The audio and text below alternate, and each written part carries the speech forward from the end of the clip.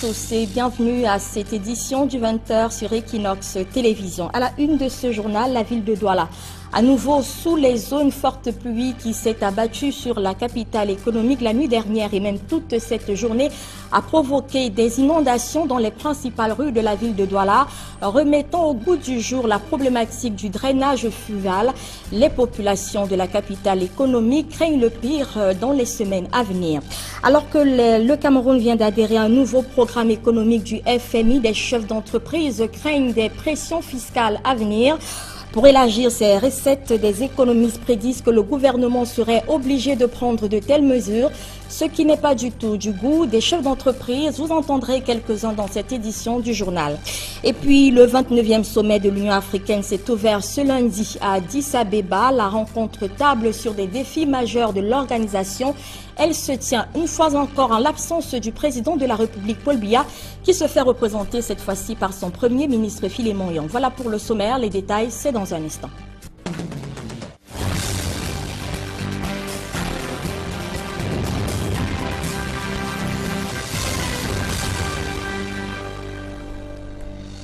Une fois encore, mesdames et messieurs, bonsoir et bienvenue à cette édition du journal. D'abord, ces nouvelles arrivées cet après-midi. Administration publique, le chef de l'État, Paul Biya, met une dizaine de préfets à la retraite. Parmi ces derniers, Joseph Tangwa Fauver, celui-là même qui s'est fait remarquer dans l'actualité en fin 2015 en interdisant la promotion et le titre Coller la petite de l'artiste Franco dans le département de la Mifi à l'ouest du pays. Il a été remplacé cet après-midi par le sieur Chouaibou qui devient donc le nouveau préfet de ce département. Au devant de la scène, il y a quelques semaines, à travers l'actualité autour du décès de Monseigneur Bala, Maurice Chofosa, préfet du Mbaminouboué, est appelé à faire valoir ses droits à la retraite. Dans la région du littoral, le département du Mungo et du Cam changeait également de préfet. Au total, les 9 régions du pays ont été touchées par ces mouvements. Des changements qui ont également touché les secrétariats des régions. Ludovic Mba, par exemple, le secrétaire général de la région du littoral, est muté dans l'Adamawa. La totalité donc de ces mouvements intervenus cet après-midi est à suivre dans nos prochaines éditions d'information. À présent, l'interdiction d'un spectacle de l'artiste Malox dans un snack-bar de la capitale économique continue de faire débat sur la toile. L'artiste au centre de plusieurs polémiques a été déclaré persona non grata à Douala 5e par le sous-préfet de cet arrondissement. Pour des observateurs, l'autorité administrative fait preuve d'abus de pouvoir. Des précisions avec Donald Agnojoa et Séverin Touban. Je ne suis pas compliqué avec les dos, je prends tous les dollars, les cents pour les euros, je suis comme le sel, je ne parle pas trop, en une minute je te montre de quoi je suis capable, c'est le cube qui fait la promo. Le sous-préfet de l'arrondissement de Douala 5e, par décision numéro 29 du 30 juin 2017, classe Malox le Viber parmi les indésirables de son périmètre de commandement. L'acte de l'autorité administrative prenant en compte les nécessités de maintien de l'ordre et de la tranquillité publique énonce clairement que le spectacle projeté par l'artiste musicien le jeudi 6 juillet dans un snack-bar au quartier Bonamoussadi est formellement interdit. L'autorité administrative reçue au téléphone par la rédaction d'Equinox Radio dit avoir les informations lui permettant d'affirmer que ce spectacle devait engendrer du désordre dans le snack en question. Du grand risque qu'il y avait sur ce spectacle. Un spectacle de cette personne a déjeuné du côté Yahoo. Ce qui allait se passer dans ce spectacle était annoncé à Douala était de loin supérieur à ce qui s'était passé à Yahoo. Je vous le dis parce que j'ai eu l'information. Et à partir du moment où j'ai l'information, il est de mon devoir de prendre une information selon laquelle il devait avoir des risques de bagarre à l'occasion de son spectacle.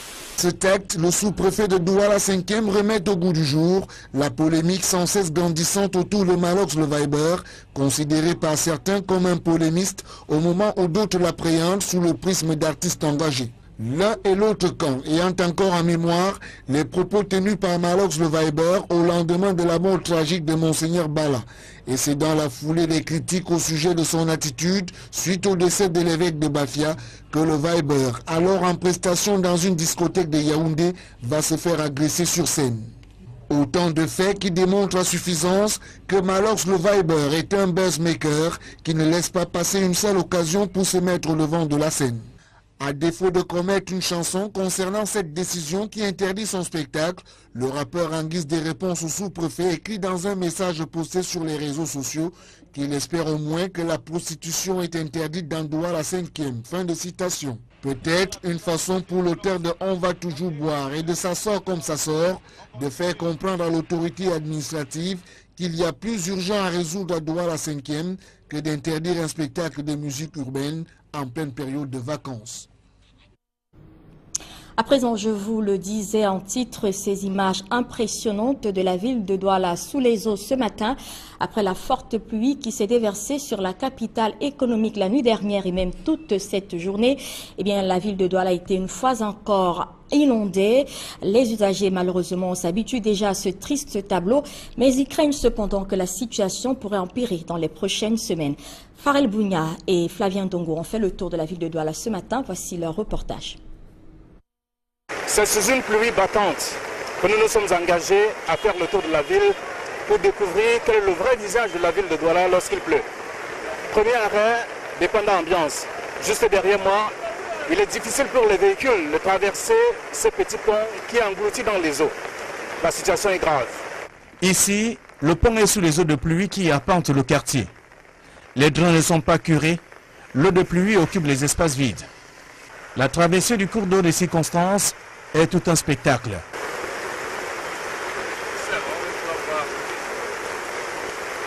Les moins courageux sont obligés de faire demi-tour. Il y a toute l'inondation. Même en battant à l'école, c'est tout la même chose. Même en rentrant, c'est tout la même chose. Dans chaque inondation, on ne sait pas.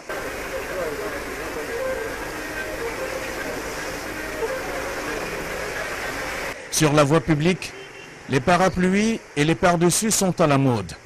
Au lieu du makepe misoke, les usagers pataugent parce que c'est la tradition ici, chaque fois qu'il pleut des cordes.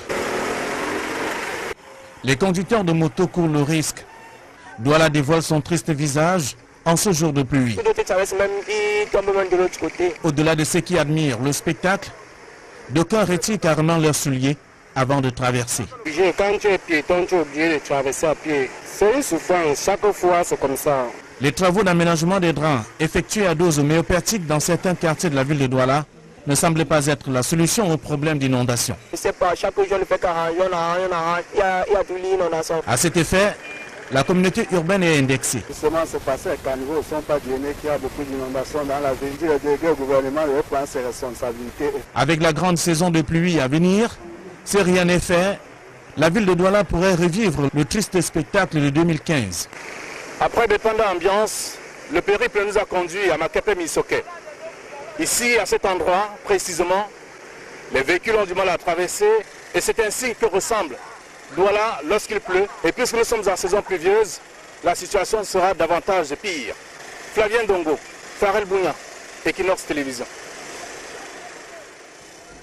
Et vous l'avez donc compris, la situation pourrait empirer dans les prochains jours. La saison pluvieuse n'étant là qu'à ses premiers jours.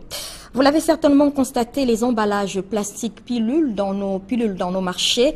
Et pourtant, en 2012, le gouvernement interdisait l'utilisation des plastiques non biodégradables au Cameroun. 5 ans après, force est de constater que le plastique résiste à la mesure gouvernementale. Il y en a de tout type dans nos marchés. Ce 3 juillet, à l'occasion de la journée mondiale sans plastique, nos reporters sont descendus sur le terrain pour tenter de comprendre pourquoi est-ce que le gouvernement avait à nouveau échoué sur ce chantier. Le reportage est signé Élisée Bogba et Marcelin Gansop. Pour une journée sans plastique, nos rues et marchés offrent un spectacle plutôt désolant. Au lieu de 150, on nous vend à 200. Alors qu'on interdit derrière les emballages, on vend à 200. Au lieu de vendre à 100 francs, on vend à 200. Les petits noirs, on nous vendait à 200. Maintenant, c'est 350.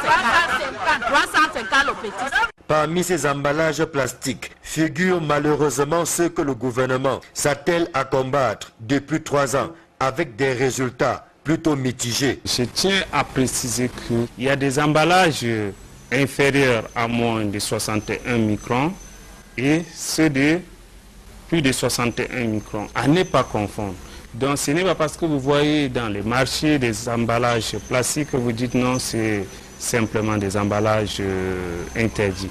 Mais à côté des emballages autorisés dans emballages à plusieurs usages. Il y a ces emballages qui sont des emballages interdits. La faute à une résistance qui brave la réglementation en vigueur. Le constat que vous faites est né du fait que non seulement des contrebandiers qui profitent de nos frontières pour faire rentrer les emballages non conformes. Avant, on distribuait les emballages gratuitement. Aujourd'hui, l'emballage a pris déjà une autre dimension qu'il faut débourser 25-50 francs. Les gens trouvent que c'est beaucoup. Un arrêté conjoint du ministre du Commerce et de son collègue en charge de l'environnement, datant du 24 octobre 2012, porte pourtant réglementation de la fabrication, de l'importation et de la commercialisation des emballages non biodégradables. Le gouvernement avait donné jusqu'en 2014 aux différents acteurs pour se mettre au pas. Mais 3 ans après, les fruits n'ont pas toujours tenu la promesse des fleurs. Nous sommes sur le terrain en train de sensibiliser la population aux effets néfastes de ces emballages. Nous sommes en train de faire le contrôle pour empêcher que le public soit en contact ou bien utilise ces emballages à usage unique qui produisent plus de déchets. Nous sillonnons les marchés pour saisir les emballages plastiques non conformes. Après saisie, on les détruit et après destruction, nous confions aux entreprises de recyclage. En ce 3 juillet, consacré à la journée mondiale sans plastique, force est de constater que les mauvaises habitudes ont la peau dure. Les emballages plastiques non biodégradables continuent à dicter leurs lois et à polluer l'environnement. Je vous propose à présent de revenir sur cette réglementation qui encadre la production et la commercialisation des emballages plastiques non biodégradables au Cameroun. C'est avec le chef de brigade des inspections environnementales au ministère de l'Environnement, Aodou Joshua. Il est au micro de Marcelin Gansop. La fabrication, l'importation, la commercialisation des emballages plastiques d'épaisseur inférieure à 61 microns sont interdites sur le territoire national. Même la distribution à titre gratuit. Les emballages plastiques de plus de 61 microns sont autorisés, mais à condition que le fabricant, l'importateur, le commerçant puisse obtenir un permis environnemental de gestion des déchets issus de ces emballages. Le permis prévoit que le détenteur puisse mettre en place une stratégie, un plan de récupération des déchets issus de ces emballages en vue de leur recyclage. Nous infligeons des amendes aux commerçants, aux importateurs en cas de saisie. Et ces derniers sont appelés à libérer une amende pour les petits contrevenants, que sont les ambulants ou bien les bayam salam. Nous appliquons l'article 370 du Code pénal qui prévoit une contravention allant entre 4 000 à 25 000. Pour les contrevenants qui sont des distributeurs ou bien des importateurs, là c'est l'article 84 que nous appliquons qui prévoit une sanction allant de 500 000 à 2 millions, avec des poursuites aussi judiciaires.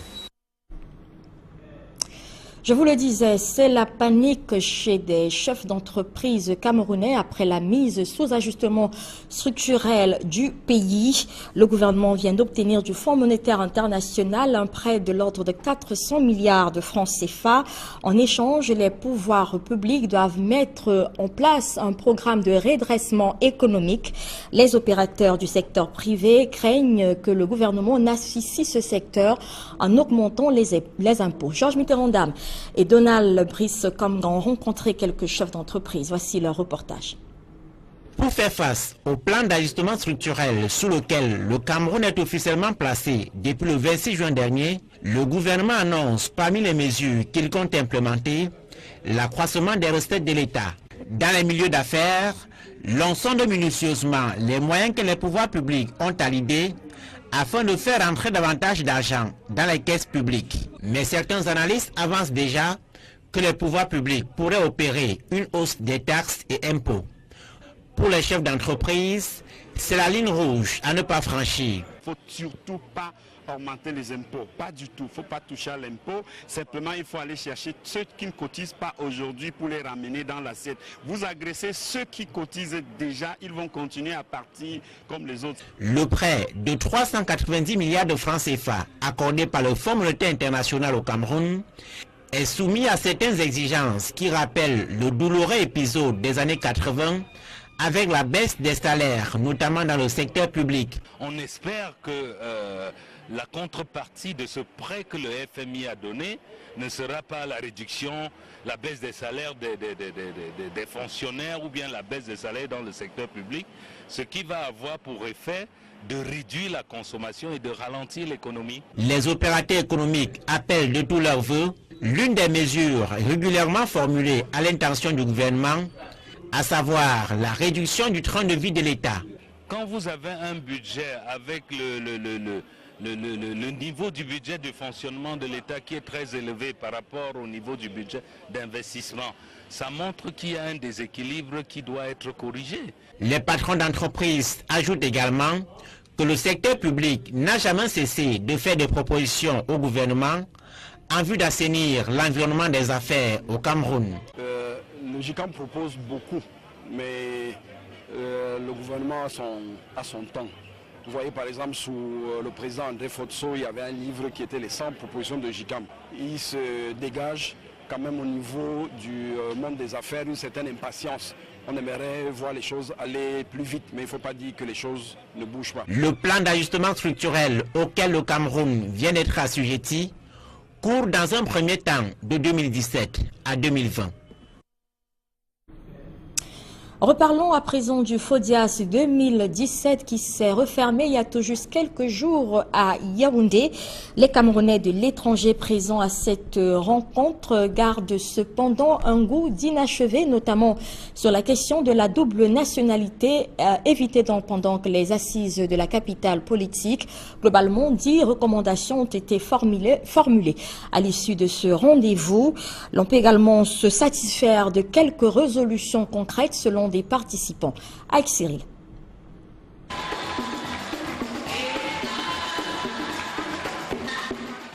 Une soirée de gala riche en sons et couleurs. Puis la signature des autographes.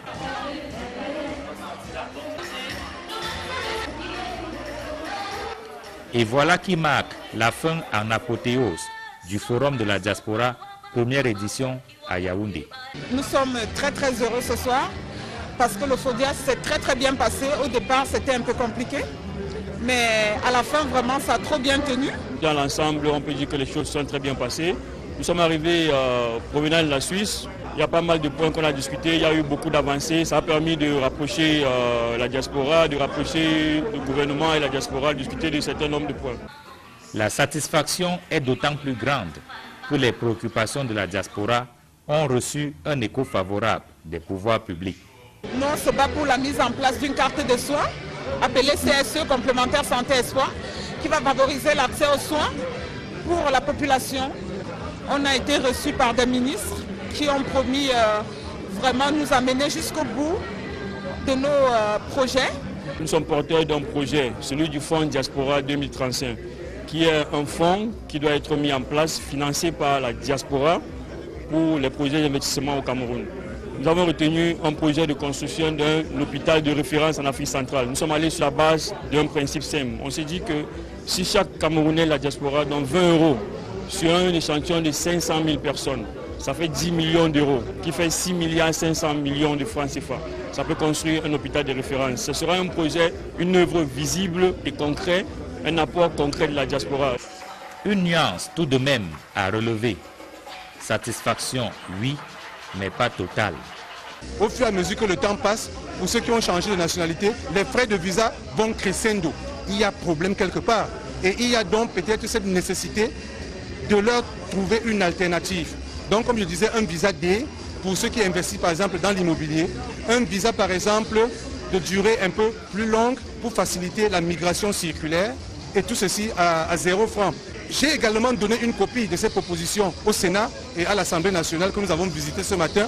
Nous demandons également une implication effective dans l'organisation du FODIAS des vrais membres de la diaspora, afin qu'ils s'approprient, parce qu'après tout, il s'agit de la diaspora. Pendant une semaine, la diaspora camerounaise, celle conviée par les pouvoirs publics, s'est réunie à Yaoundé. Il était question de poser les jalons d'un retour au bercail de ces Camerounais de l'étranger, afin de leur permettre de participer eux aussi au processus de développement du pays.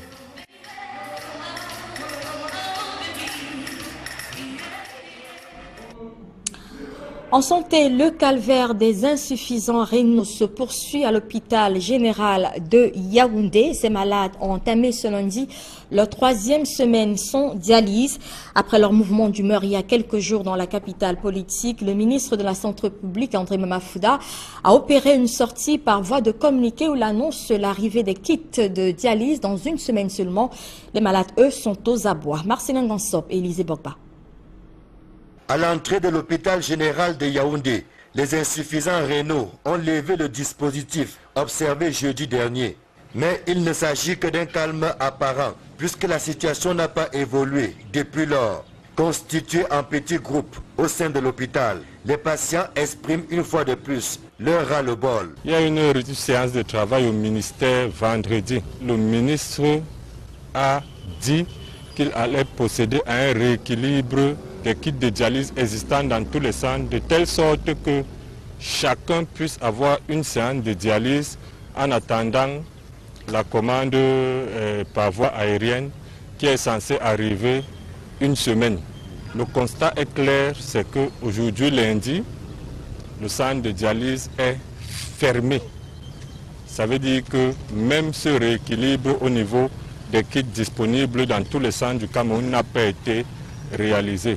Les malades de l'hôpital général sont donc en train d'attaquer la 3e semaine sans être dialysés.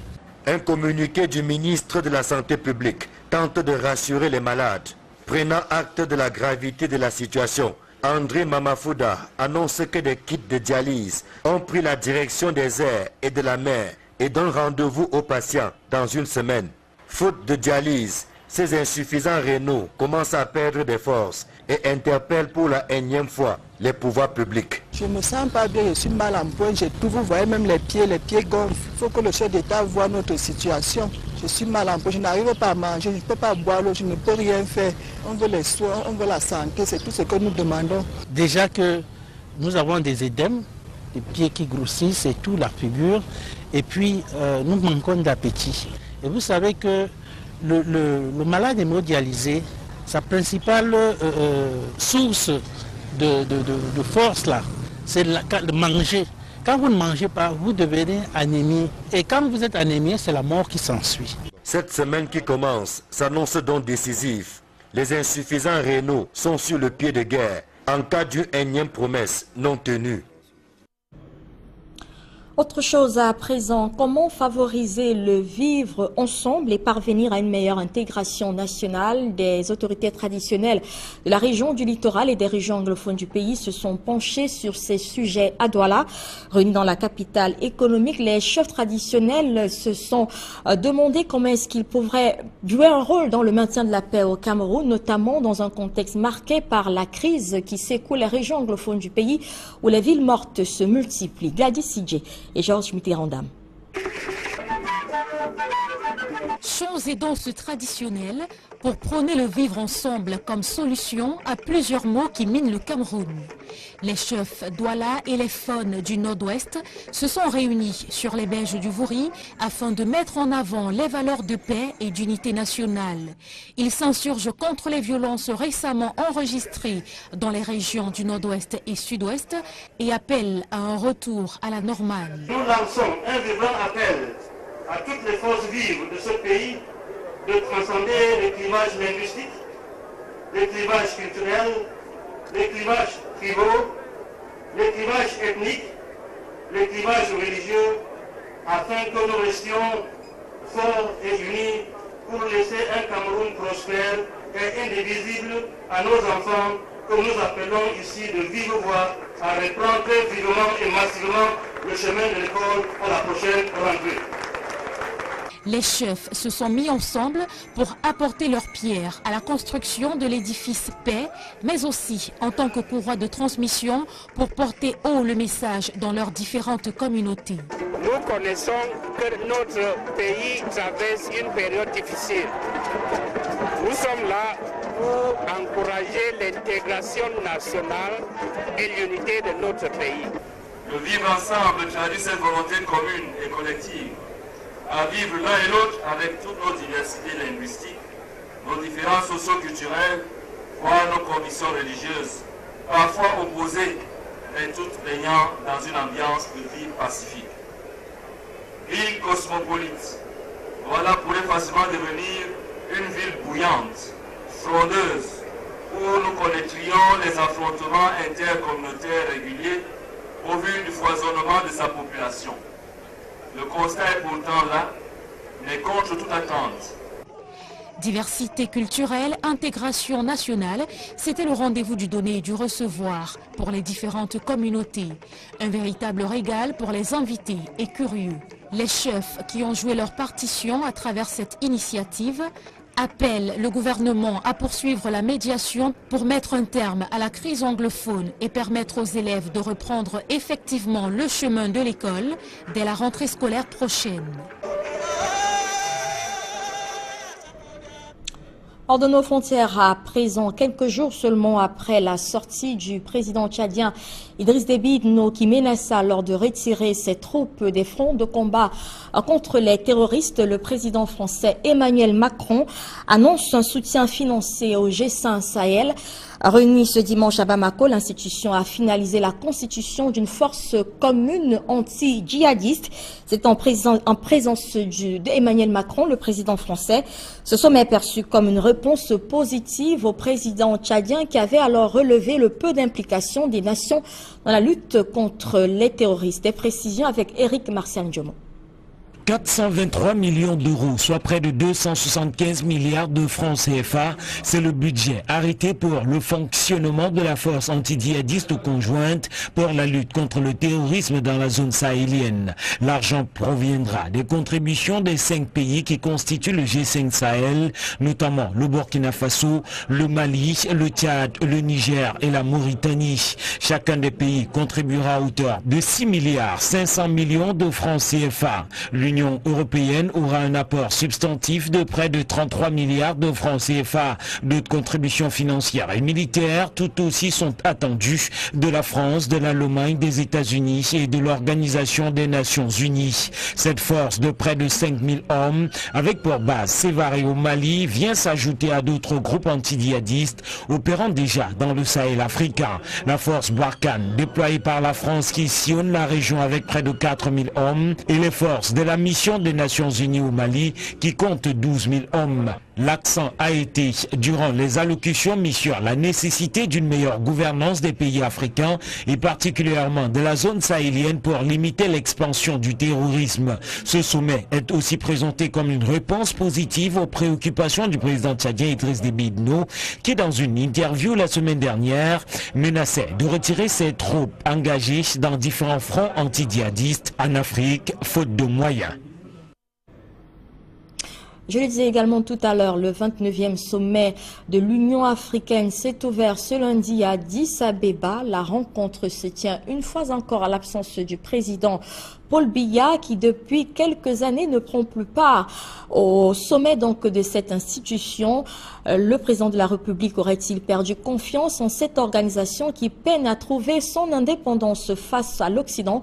Tentative de réponse dans cet élément de Guy Zogo et Emmanuel Diop.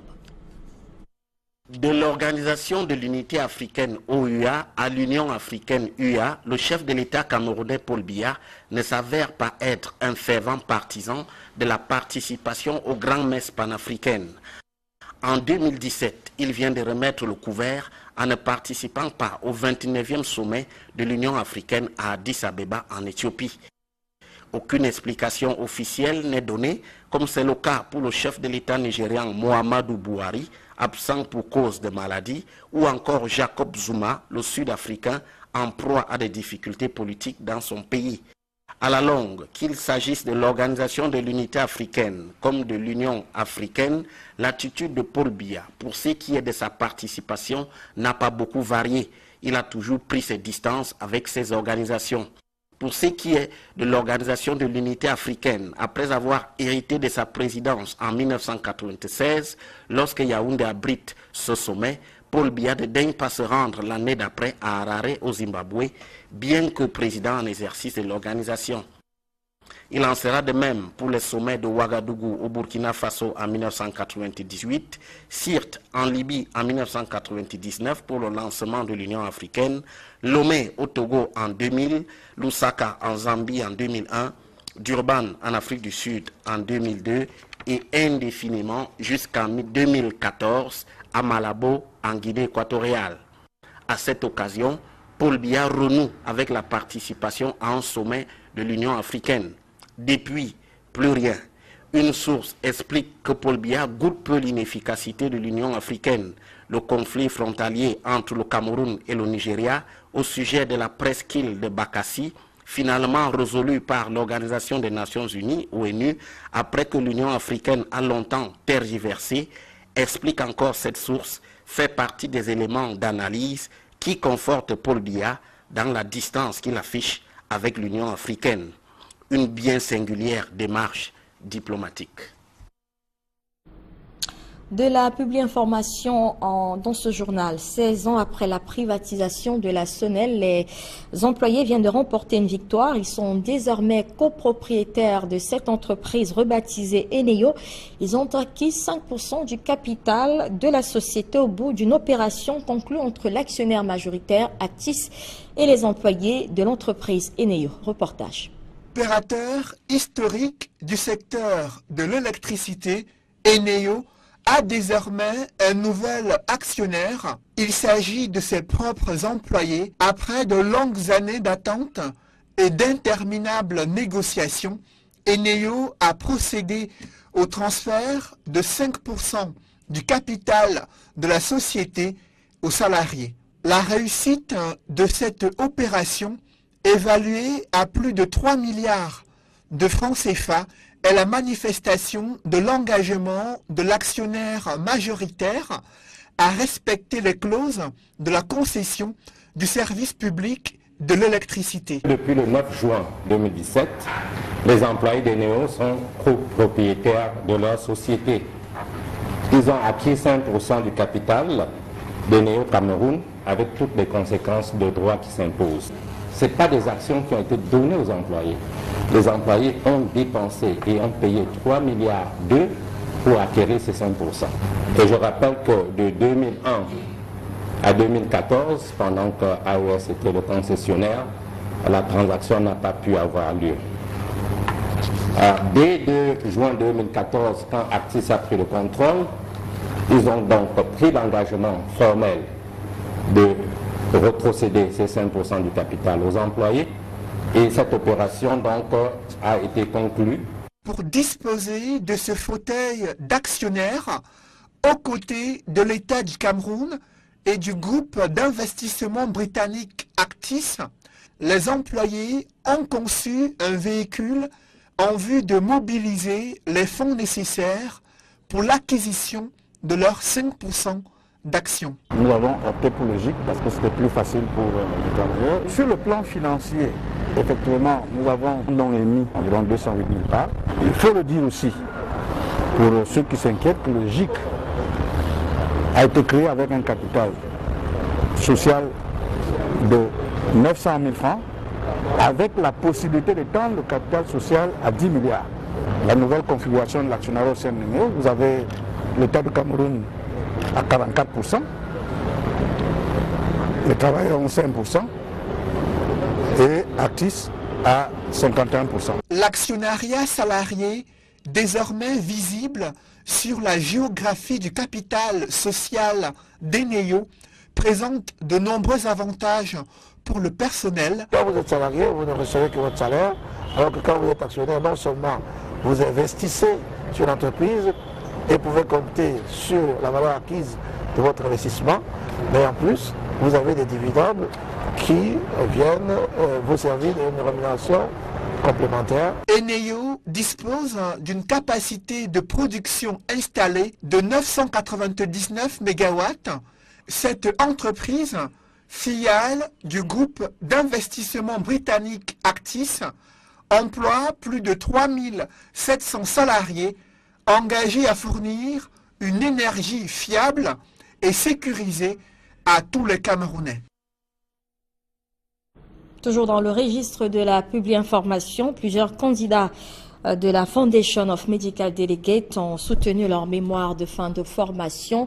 La rencontre pour le faire a été récemment présidée par le ministre de l'Emploi et de la Formation professionnelle. Cette cérémonie s'est tenue il y a 2 jours dans les locaux de cette fondation. Elle a permis aux auxiliaires délégués médicaux et autres auxiliaires donc de pharmacie de présenter leur savoir-faire acquis tout au long de l'année académique. Reportage.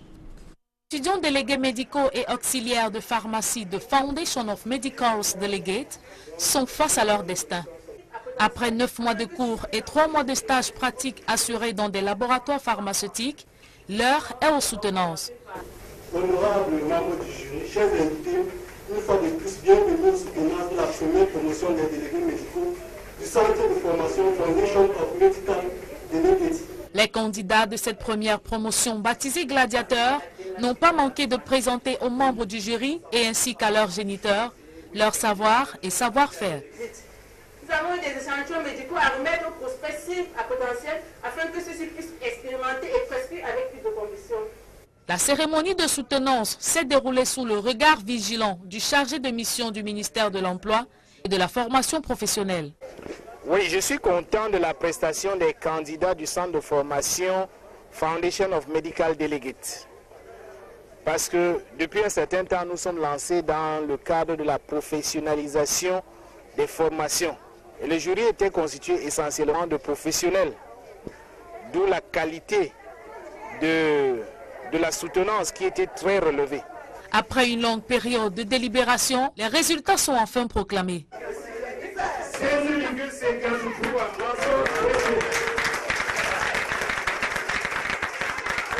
Les candidats expriment leur joie.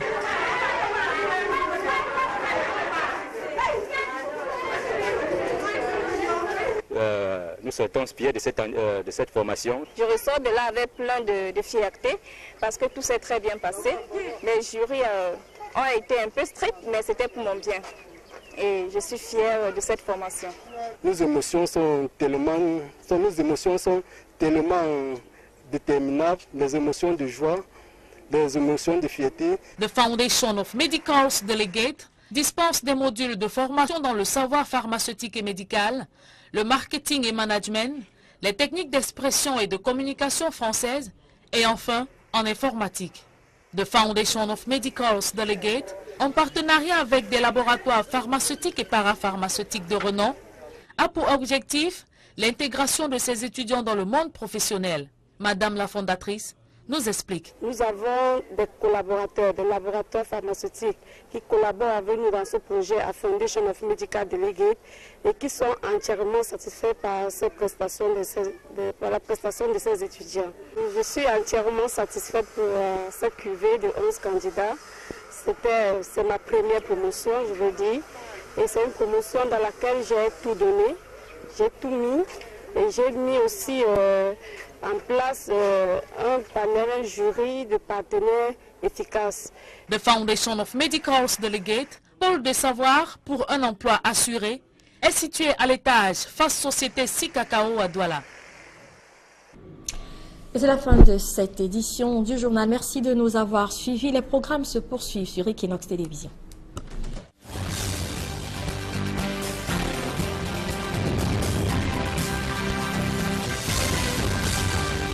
Un spectacle de musique urbaine en pleine période de vacances. À présent, je vous le disais en titre, ces images impressionnantes de la ville de Douala sous les eaux ce matin, après la forte pluie qui s'est déversée sur la capitale économique la nuit dernière et même toute cette journée. Eh bien, la ville de Douala a été une fois encore inondée.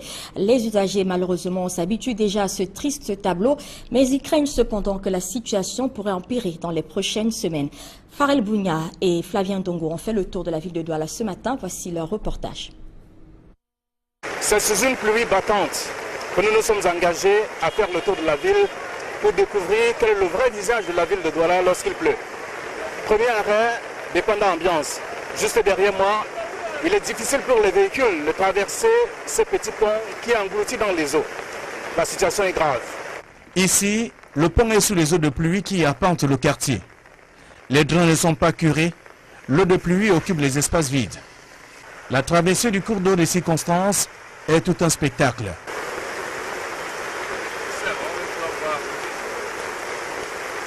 Les moins courageux sont obligés de faire demi-tour. Il y a toute l'inondation. Même en battant à l'école, c'est tout la même chose. Même en rangeant, c'est tout la même chose. Dans chaque inondation, on ne sait pas.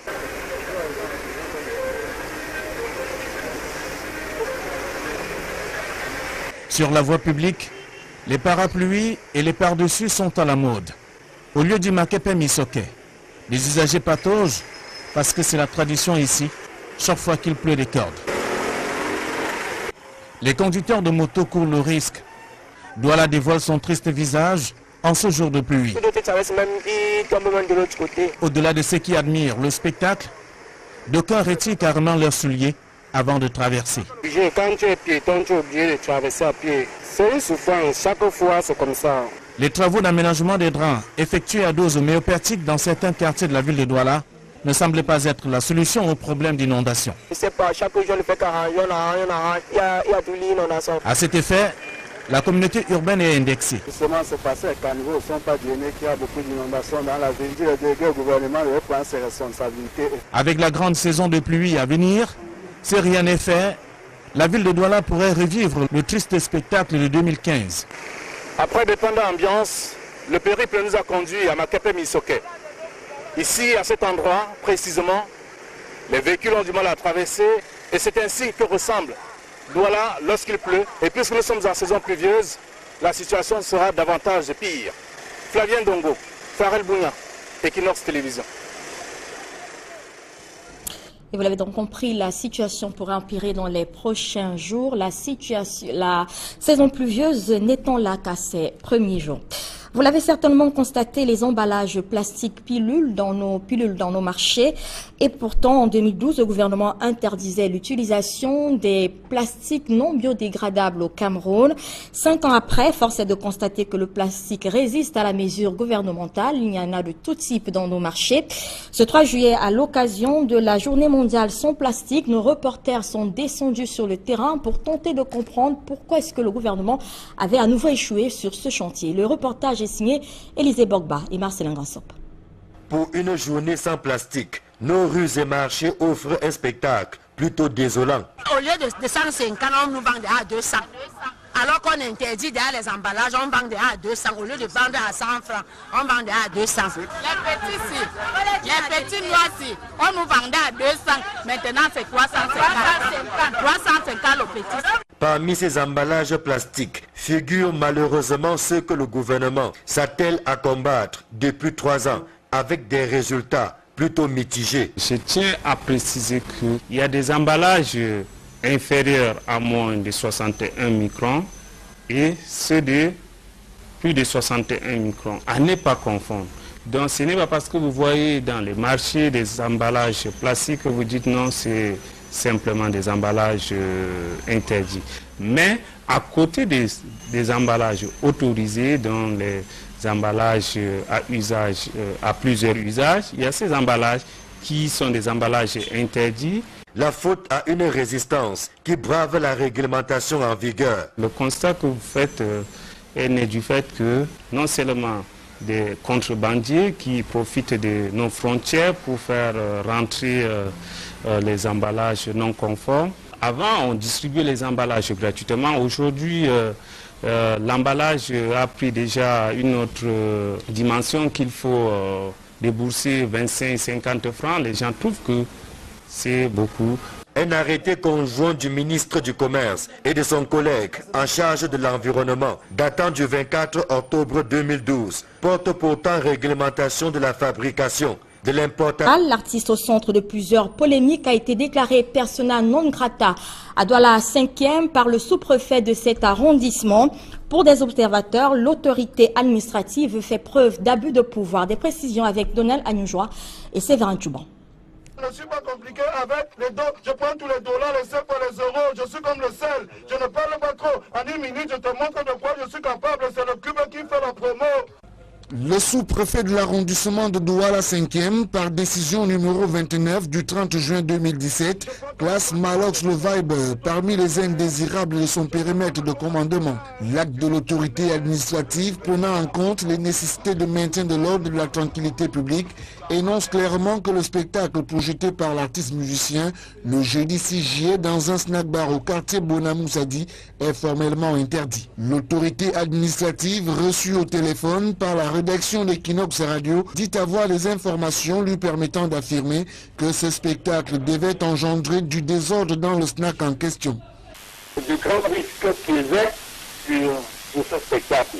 Un spectacle de cette personne a déjeuné du côté Yaoundé. Ce qui allait se passer dans ce spectacle qui était annoncé à Douala était de loin supérieur à ce qui s'était passé à Yaoundé. Je vous le dis parce que j'ai eu l'information. Et à partir du moment où j'ai l'information, il est de mon devoir de prendre les ressources.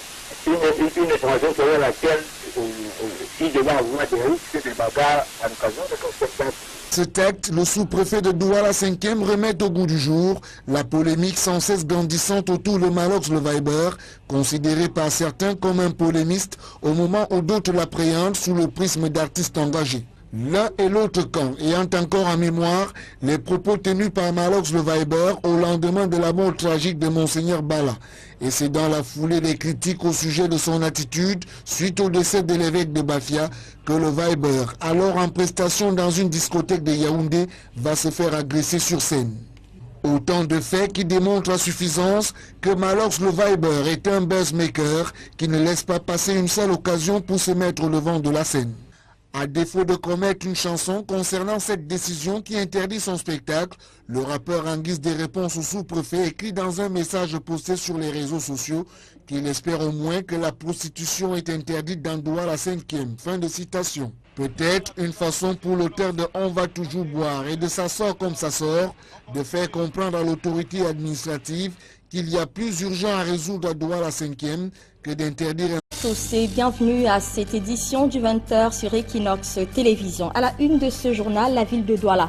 À nouveau sous les eaux, une forte pluie qui s'est abattue sur la capitale économique la nuit dernière et même toute cette journée a provoqué des inondations dans les principales rues de la ville de Douala, remettant au goût du jour la problématique du drainage fluvial. Les populations de la capitale économique craignent le pire dans les semaines à venir.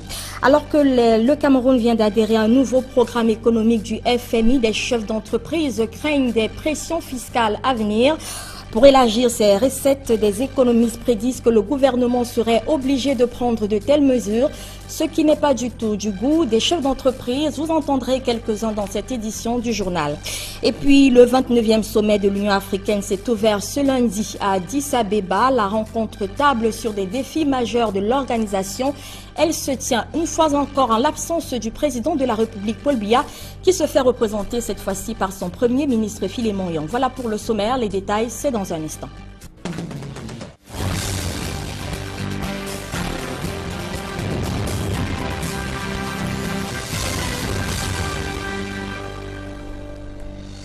Une fois encore, mesdames et messieurs, bonsoir et bienvenue à cette édition du journal. D'abord, ces nouvelles arrivées cet après-midi. Administration publique, le chef de l'État, Paul Biya, met une dizaine de préfets à la retraite.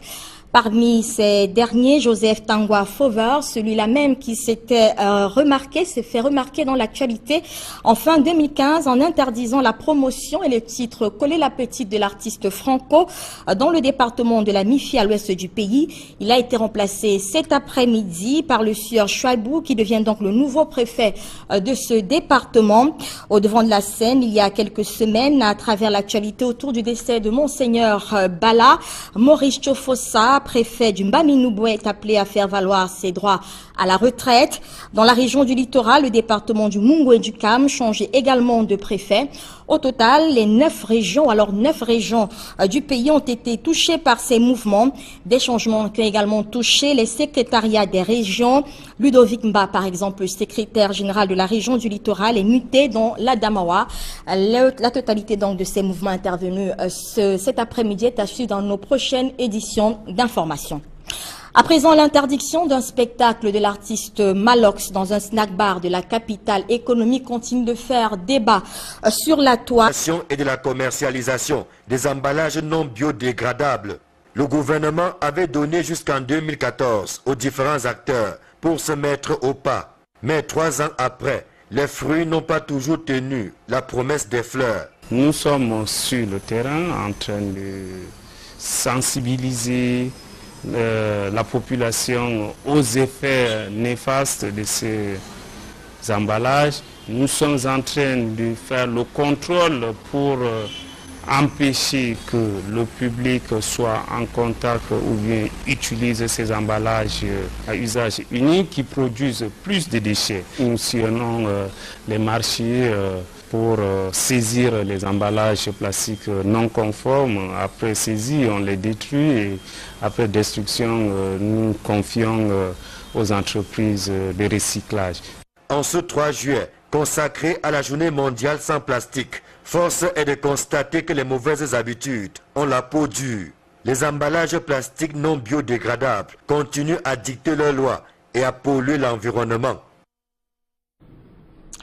Je vous propose à présent de revenir sur cette réglementation qui encadre la production et la commercialisation des emballages plastiques non biodégradables au Cameroun. C'est avec le chef de brigade des inspections environnementales au ministère de l'Environnement, Aodou Joshua. Il est au micro de Marcelin Gansop.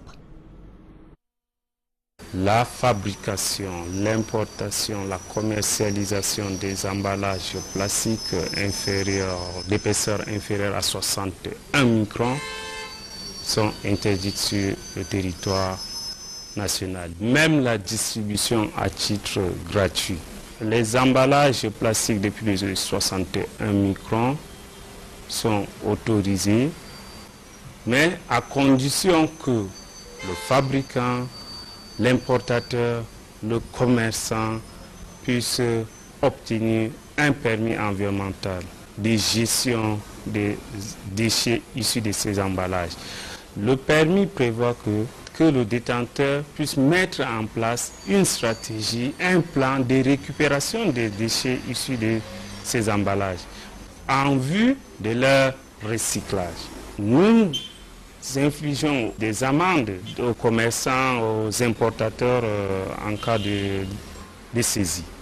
Et ces derniers sont